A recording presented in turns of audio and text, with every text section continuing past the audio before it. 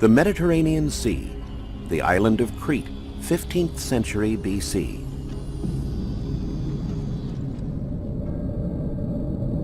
One of archaeology's greatest mysteries is the disappearance of Atlantis, the legendary lost continent.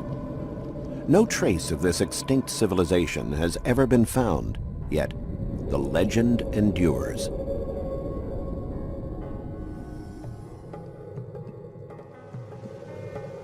Many archaeologists think that the myth of Atlantis is in some way connected to another great civilization, that of the Minoans. The Minoan civilization, which flourished in Crete in the 3rd and 2nd millennia BC, in parallel with the more famous Egyptian civilization, did not have the privilege of ending up in the history books of the ancients because it disappeared so suddenly, just like Atlantis. The association of Atlantis with Crete and the Minoans is supported by recent discoveries emerging from excavations. Discoveries that reveal a highly advanced civilization, unequaled for centuries, a civilization which enjoyed a long golden age.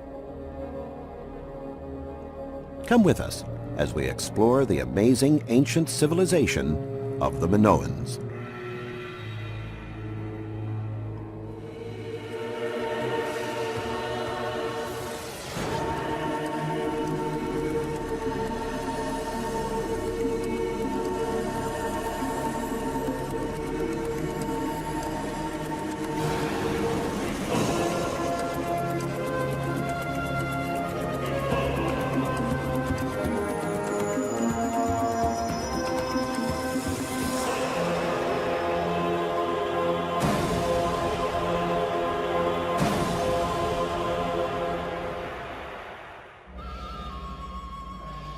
In ancient civilizations from the 2nd and 3rd millennia BC, it is the Egyptians who occupy the limelight for their dazzling sculpture and art, the hieroglyphics they left behind, the royal tombs, and the incredible architecture, including, of course, the pyramids.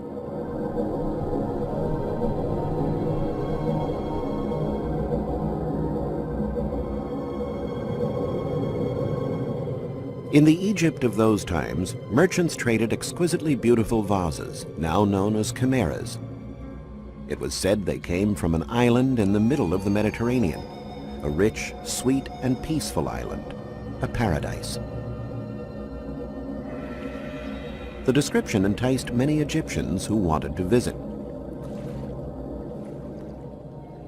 Travelers would change boats in various ports as they moved up the coasts of Lebanon, Cyprus, and the islands of the southern Aegean. One of the first remarkable sights they would encounter was Mount Ida, 8,058 feet high, in the middle of the island of Crete. In the 2nd millennium BC, Crete was the center of a vast domain that encompassed most of the islands in the Aegean. For this reason, the Minoan civilization, named after Minos, the legendary king of Crete, was also called the Aegean civilization.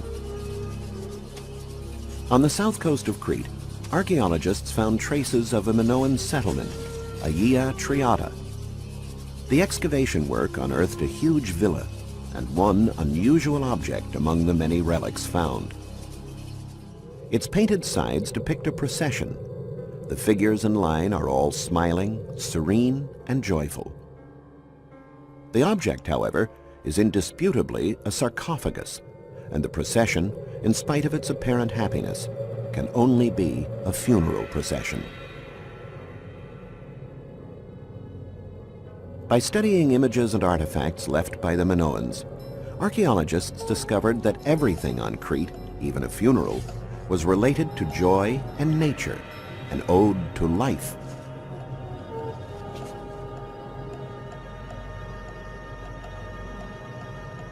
This contrasted sharply with the seriousness of Egyptian funerals with their rigid cult of the dead.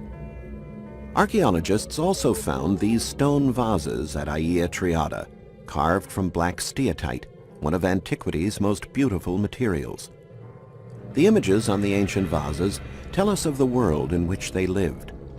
One character, proud and handsome, attracted the attention of scholars who sought to understand who he might be.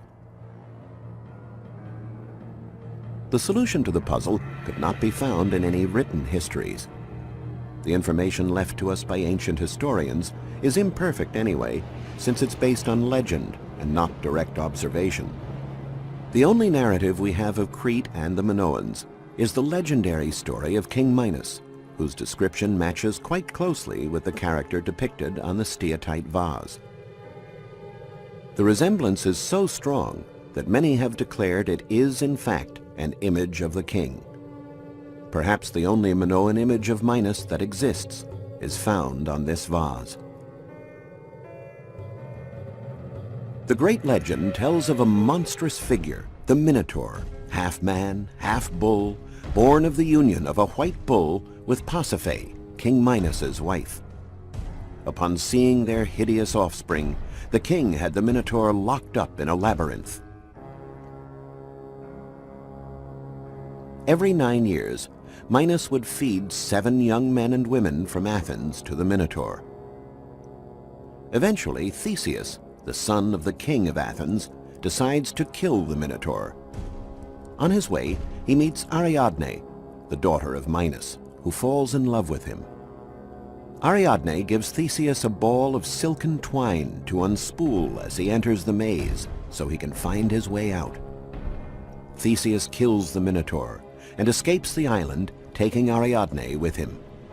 Minos, in a rage, locks up the designer of the maze, Daedalus, but he too escapes, along with his ill-fated son, Icarus, on waxen wings. It would seem then that a dark cloud hangs over the Cretan world. But archaeologists warn us to distrust histories invented by one people to account for their enemies. The legend of the Minotaur was written by the ancient Greeks, and the Greeks were the enemies of the Minoans. The Minoans cannot defend themselves against such accusations. Their writing still remains undecipherable. Their alphabet, the so-called Linear A, is a puzzle, and one of modern archaeology's major challenges lies on a Minoan ceramic disc, the Phaistos disc. When it was found in Phaistos, archaeologists were intrigued by its spiral markings. But unlike the readable glyphs left by the Egyptians, these markings left by the Minoans remain an enigma for modern scholars. In spite of this, the disc reveals something quite extraordinary. The markings are printed, not painted, and each one represents a syllable. The disc thus contains a text, one of the first printed texts in human history, thousands of years before Gutenberg.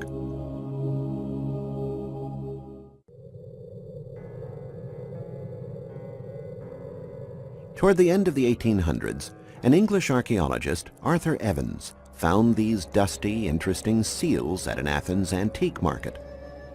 He discovered that they had come from Crete and decided to dig there at Knossos. He began to discover the remains of elaborate and finely decorated dwellings. The floors of the houses were perfectly stacked, one having collapsed onto the other as if an earthquake or similar catastrophe had suddenly struck the city. Evans rebuilt everything that could be put back together, but the more he dug, the more he realized how strange the buildings were.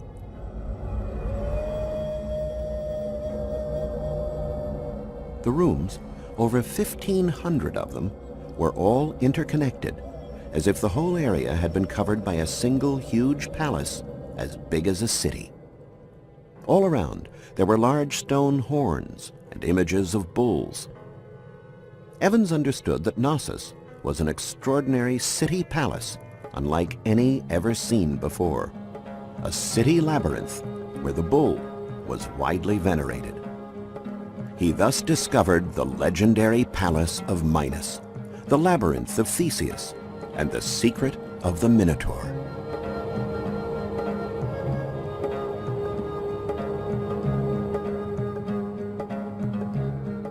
Actually, the Minoans, as we see in this fresco, did not have an antagonistic relationship with bulls. They played with them, they didn't kill them. In Crete, they did not practice what today we'd call bullfighting, but rather something called taurokathopsia, a balancing contest on the backs of the massive beasts.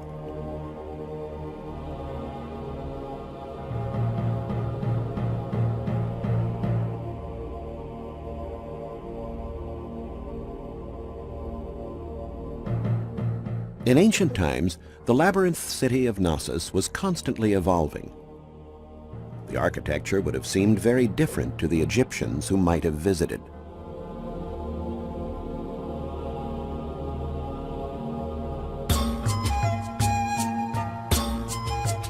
The roof had openings designed to capture and channel water, but also to allow light to penetrate the interior. Light entered both from above and through openings in the four walls. The structure comprised two units, which were different from one another, but each had floors that were exactly identical.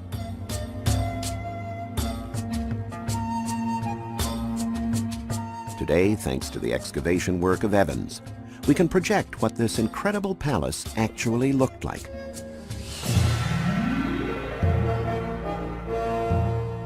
It was a great maze that on the outside featured an intricate interlocking series of stepped terraces. Unlike the Egyptians, whose people lived in mud huts, while mammoth constructions like the pyramids were erected to honor the afterlife, here was a people who created huge and grandiose structures not for celebrating death, but for living life with joy. The heart of Minoan life, the gathering place for amusement, the place where the events with the bulls were held, was this courtyard.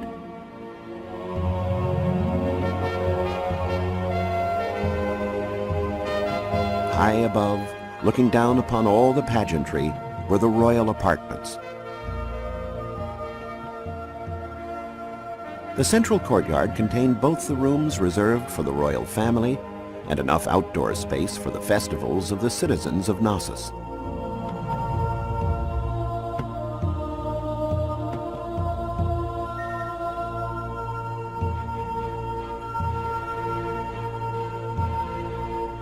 It was a democratic setup that allowed the different social classes to mix more readily. The center of Minoan power, the throne room, also looked out onto the courtyard. What is amazing is that the throne room of this ancient city is still intact today, and Minos's original throne is still in its place.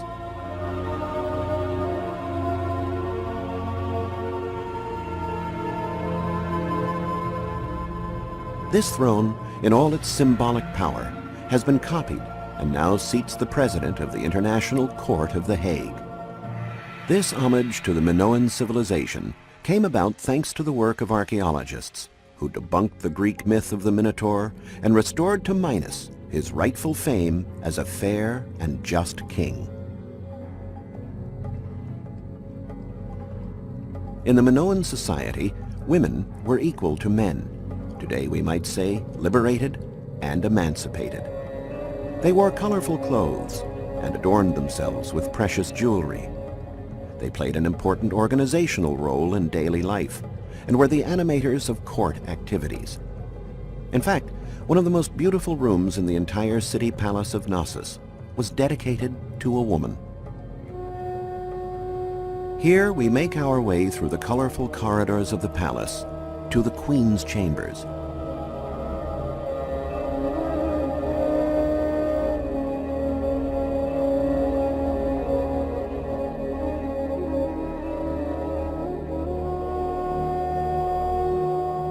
In this apartment, more than anywhere else, one can see just how dearly the Minoans felt about physical well-being and comfort.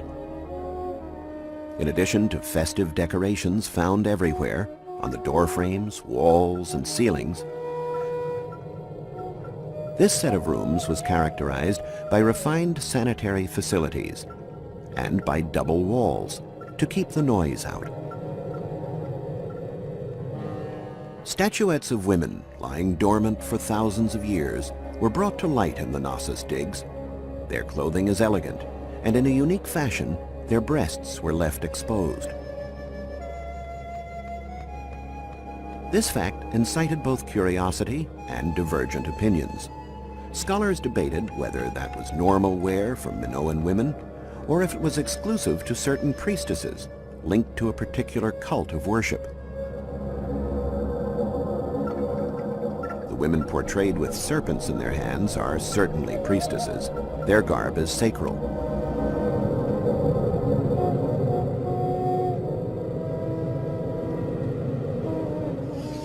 But the excavations also yielded dozens of paintings where bare-breasted women appear in scenes of daily life. This fact led scholars to believe that this uninhibited mode of dressing was widespread among Minoan women. The belief is also supported by observations of many other Cretan paintings. The Minoans were completely immersed in a benevolent natural environment, as mild as the climate of these latitudes, and one that they fully delighted in. The artifacts unearthed by archaeologists present a new image of the Minoan civilization, not the legendary gloom of a fatal labyrinth, but a lush and joyful Eden.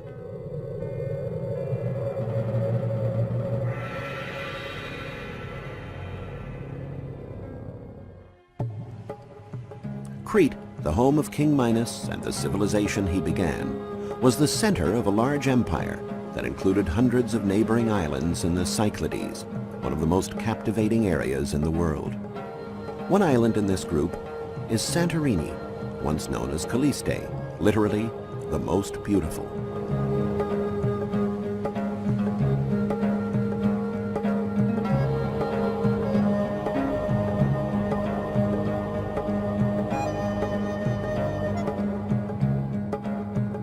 The black igneous rock that covers most of Santorini is the ancient residue of a volcano that is still active.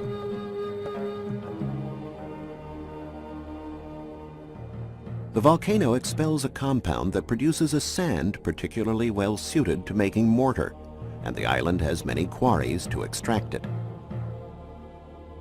In one of these quarries, remains were found of ancient walls, which immediately attracted archaeologists' attention. Excavations unearthed buildings and relics that had nothing in common with the ancient Greek civilization. After pottery, frescoes, and an entire village were found, a few hypotheses were advanced.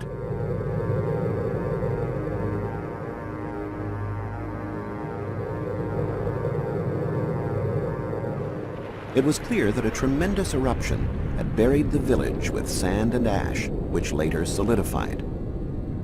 The village, known as Akrotiri, was thus connected to one of the greatest natural disasters in history, the disappearance of half the island of Santorini into the sea in about 1500 BC.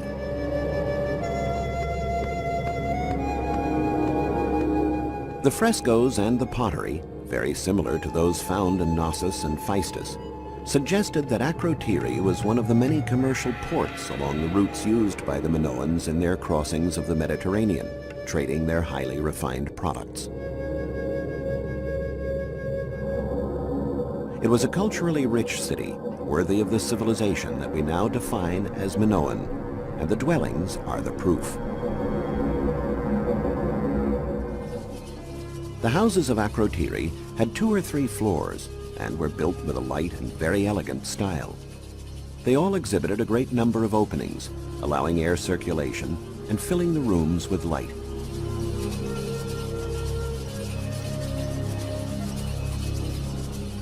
As in the Cretan palaces, the perimeter walls contained the drain pipes for the sanitary facilities that all discharged into, what was an incredible thing for the time, a sewer network. The stairs and floors had a flexibility to them. The attic had wooden beams and a network of reeds and branches, lightweight materials covered with finely packed earth. What is the explanation for such a building technique? The volcano, now and then, caused tremors that shook the island. The houses of Akrotiri were built this way as a sort of elementary but effective anti-seismic system.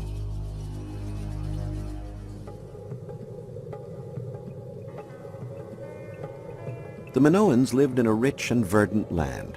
In Crete, abundant water flowed down from Mount Ida to irrigate the fields. They were surrounded and defended by the sea, which they sailed as the uncontested masters. They lived in a society without conflicts. And yet, their civilization suddenly disappeared.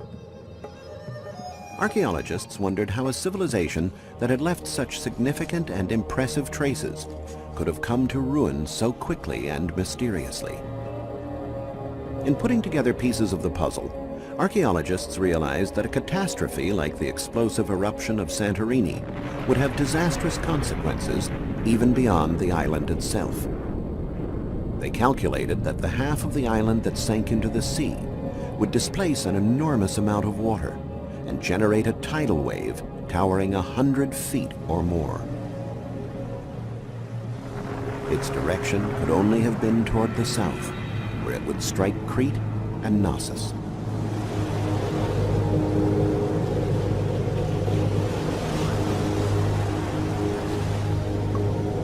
As confirmation that the tidal wave really did hit Crete, archaeologists found the remains of boats high on the slopes of Mount Ida.